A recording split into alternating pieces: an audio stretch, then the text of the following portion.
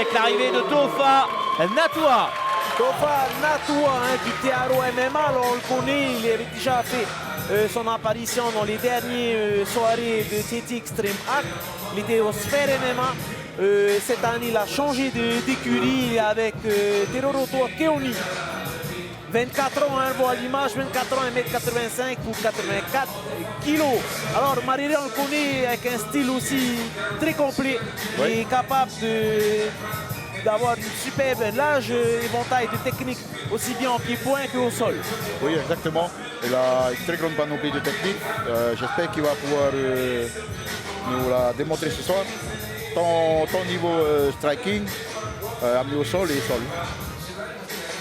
On voit qu'il est complètement décontracté en train de chanter carrément. C'est peut-être une solution aussi pour se mettre dans sa bulle, rester concentré et faire abstraction de tout le stress qu'il y a du combat et de l'ascension du combat. Là, il était contracté, là il est focus. En tout cas, il va avoir, pareil, avoir un combat qui va être un petit peu difficile parce que méconnaissance complète de son adversaire, Jonathan Nangar, qui nous vient de Calédonia Top Team, comme toute l'équipe calédonienne. On va l'accueillir dans un petit instant, donc c'est un gros point d'interrogation. Oui, un très gros point d'interrogation, comme tous les combats avec la Calédonie d'ailleurs. Et puis j'ai un autre point d'interrogation que je viens d'élucider parce que j'étais surpris de voir Natoua Tofa en bleu. Il y aura 2 combattants couleur bleue encore. C'est tout simplement, me dit Bernard, parce qu'il n'y a pas assez de l'écran rouge à l'arrière. Mais le combat donc opposera bien un coin rouge et un coin bleu. Et nos Tahitiens sont à chaque fois côté coin rouge. Donc Jonathan Nangar, lui, sera bien en bleu. Il a 38 ans, il mesure 1m74 et pèse 84 kg. Voilà, donc plus petit que Natoua, là aussi il y aura une différence de morphologie.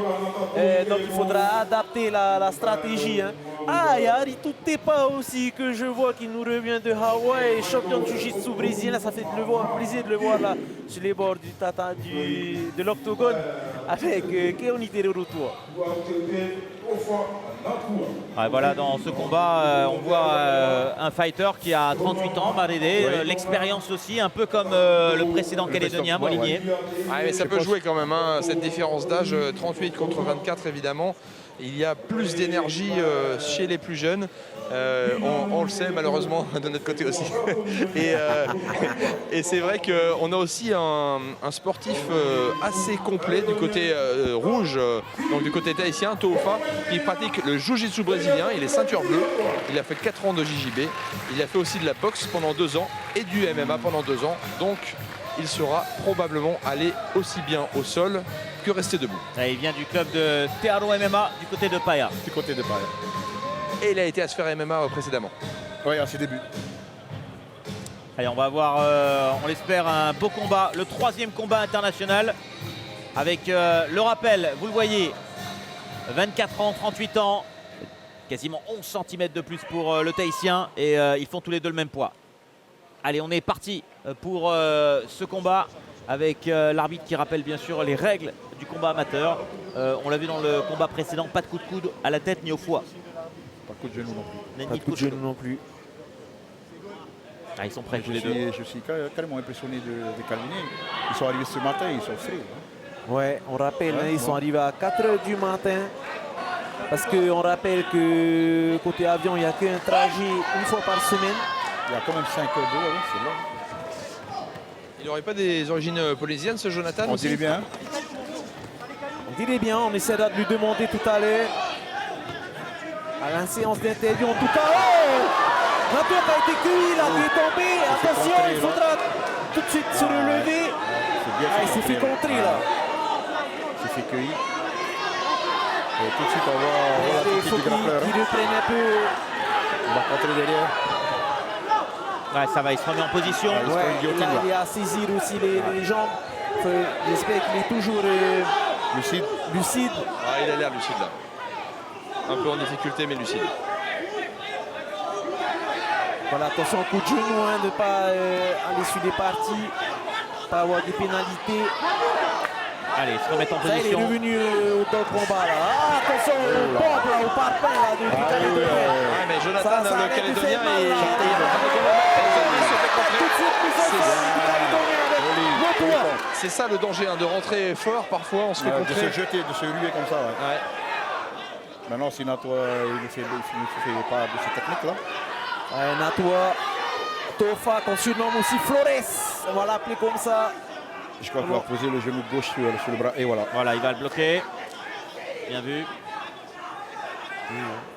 Ah, peut-être essayer de rentrer une clé. Non. Non, il va aller frapper. Il va chercher le ground and pound là. C'est trop dur de rentrer une clé. Il y va doucement. Surtout qu'il est gêné avec la paroi du grillage là. Voilà, c'est le ground and pound qui commence. Natua libère sa deuxième bras. Attention, Oh, passement passage sur le dos. peut-être un étranglement. C'est les frappes. Attention, frappe. Le Calédonien qui est en difficulté pour l'instant dans une mauvaise posture, mais une bonne contre-attaque. Bonne défense. Oh, joli. Il a tenté une clé. Hein. Non, un bon travail technique là. Flores en difficulté sur le tout premier coup et puis finalement il a repris le contrôle de ce round.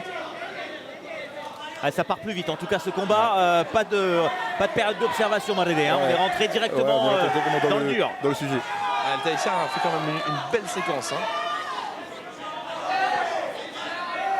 Oh. Et là, il est bien, il est bien. Il travaille bien, là, il travaille de sape là.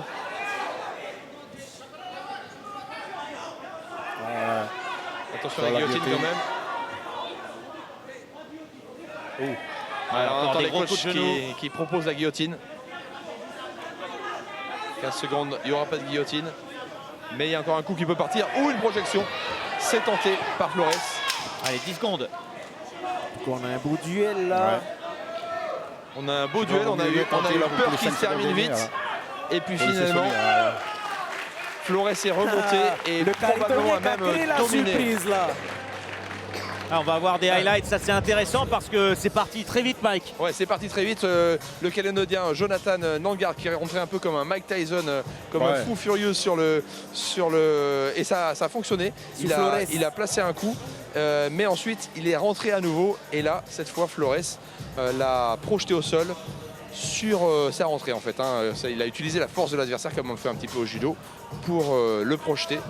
Et je dirais que les 2 tiers de la fin du round ont été dominés par Flores, alors que ce premier coup a été marqué par Jonathan. On voit les adversaires qui se regardent aussi dans l'écran. Hein, c'est un petit peu aussi pour se donner du courage. Ils sont là, on dit, ils vont continuer à nous faire signe aussi qu'ils vont continuer.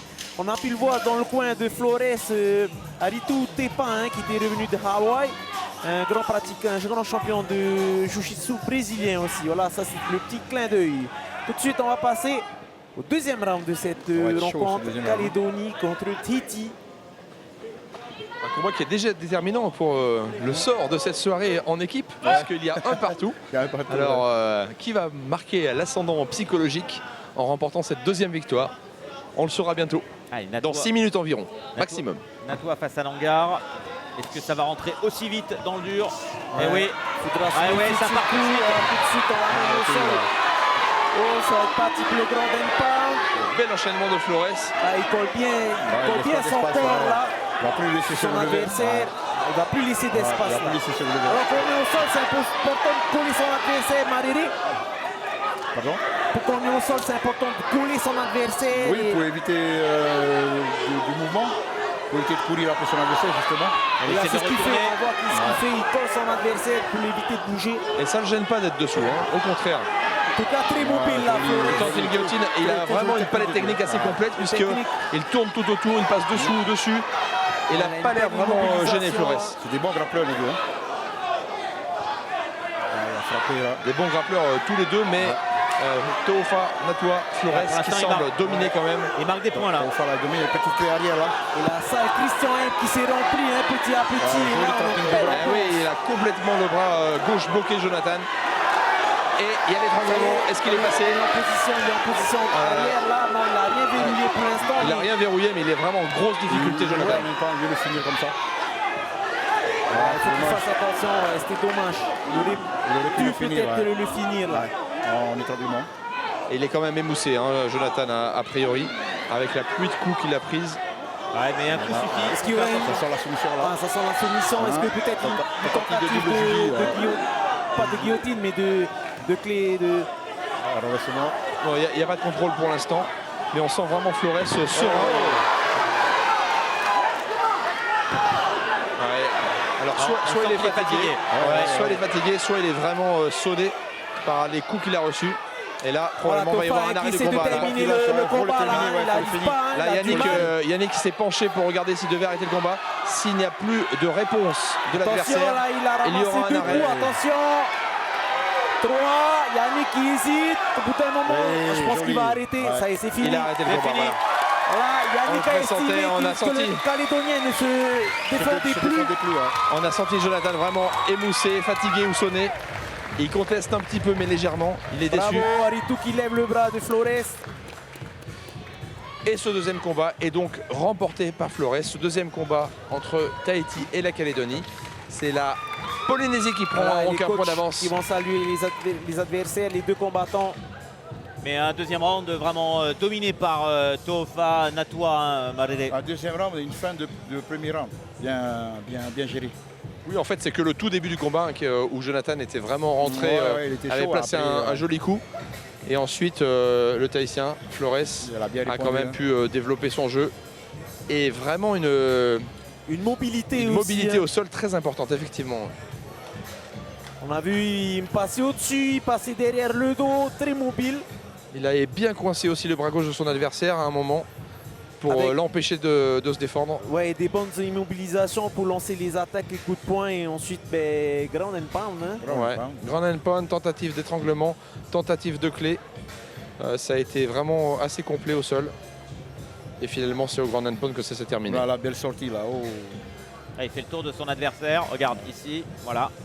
Il ne va même pas attaquer le dos. Hein. Regardez comme il contrôle le bras gauche. Mais il aurait eu l'occasion de finir. Hein. Tu disais, ou sur une clé de bras ou sur un étranglement. C'était des options qu'il avait. Là, il pouvait le finir en étranglement. Magnifique. Et la victoire de Tofa Natua de Tearo MMA dans ce 5e combat de la soirée. Le 3e combat international. Tahiti qui repasse juste devant avec 2 victoires à 1. On va voir les réactions dans un petit instant avec Mike bien sûr. Mais on a assisté à un très très beau combat, messieurs. Ouais, on te le disait, beaucoup de mobilité. En plus, le Calédonien nous a créé de la surprise en premier combat en balançant des parpaings. Qui ont donné lui, il avait décidé de ne pas faire d'observation. Ouais, carrément. Mais bon, ensuite, notre combattant tahitien a su réagir et gagner, remporter dans le 2e round. Très beau combat, très technique. On n'avait pas parlé de la différence d'âge, ça peut être un petit peu joué aussi. Parce qu'on a senti vraiment qu'il était fatigué. La fraîcheur. Même s'ils avaient dit qu'ils étaient très bien préparés physiquement. Je crois que c'est pour ça qu'il a voulu, 10 ans d'écart. Il a voulu démarrer au premier round pour essayer de chercher le chaos rapide.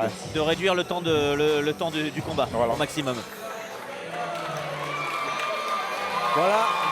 Je pense que Mike va se diriger vers les combattants pour la séance d'interview. Je vois Flores qui arrive pour saluer ses coachs. Il va se diriger donc vers la sortie.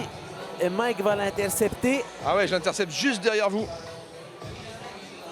Voilà, Tofa Natua dans un instant avec Mike. Mike, c'est à toi.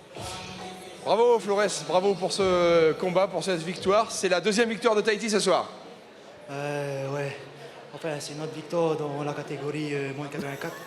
La dernière fois, j'ai fait en moins de 77. Et je suis content de ma performance de ce soir. Mais je parlais du combat entre les Polynésiens et les Calédoniens ce soir. 2e victoire pour Tahiti, 1 victoire pour la Calédonie. Et donc, tu permets à Tahiti d'avoir une victoire d'avance.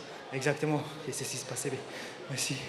Est-ce que tu peux me parler de ton combat? On a vu que tu avais une domination assez importante au sol. C'est ce que tu cherchais? Non, pas vraiment. En fait, c'est ce que je cherchais, c'était un peu le chaos ou le TKO. Mais après, dans le game plan, j'ai dû take down pour prendre dans ma spécialité, qui est le jiu-jitsu.